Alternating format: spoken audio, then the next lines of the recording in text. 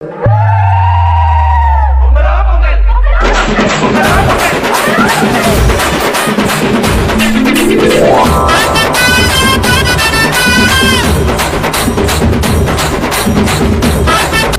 ஆண்டுகளாக இது 2026ஆம் ஆண்டு 26வது ஆண்டாக நீங்க பயணித்துக் கொண்டிருக்கீங்க.